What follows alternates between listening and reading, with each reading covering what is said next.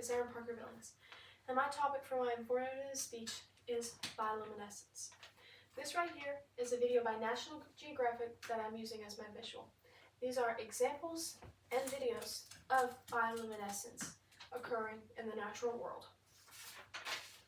If you were to travel way deep down in the ocean, like way past where sunlight could reach, you would expect to see absolutely nothing but complete and total darkness. But what you would actually find are tiny little flashings and glowing of light. This isn't a machine or a little robot. These are animals. They make their own light, and for a lot of them, this glow is actually the majority of their survival strategy. Bioluminescence might sound like something from a movie, but it's real, and it shows up in more places than you would think. Learning about it helps us understand how life can occur and survive and thrive in the most extreme places.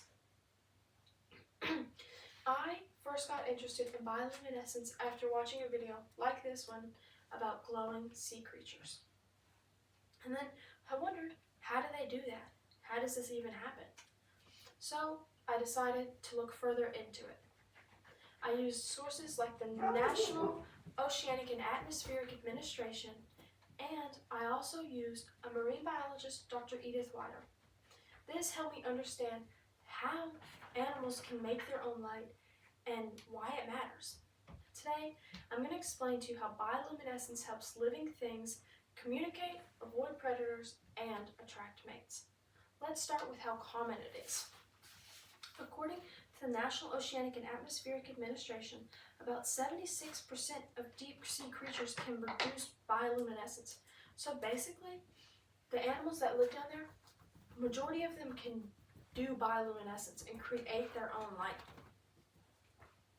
This just tells us that it's not just some cool trick that they can do, but it's a survival strategy, and it's very necessary for them. One of the ways animals use bioluminescence is to communicate. Marine biologist Dr. Edith Wilder says bioluminescence is the most common form of communication on the planet. They might turn a certain way so predators can't see them, or so other animals can know who they are, or so they can stay together while they're traveling. Since it's so dark down there, glowing basically becomes their version of talking. Bioluminescence also helps animals stay alive by avoiding predators. Some creatures use a sudden flash or a bright light to distract predators. My favorite tactic I learned about while researching is called counter-illumination. Counter-illumination is a strategy where the animals will match a faint movement or a light from above and use that along with their outline and the bioluminescence that can happen on like the bottom of them to distract from the animals that are below them. This is it's like camouflage, but it's not just about colors, it's about lights. And bioluminescence, it's not just for defense. It's also to help animals attract mates. A good example is fireflies. Fireflies are super common, especially in the summertime. According to the Smithsonian National Museum of Natural History, fireflies can produce a light through a chemical reaction in their abdomen. Each species has its own pattern to signal potential mates. So basically, it's like a built-in messaging system that only their own species can understand.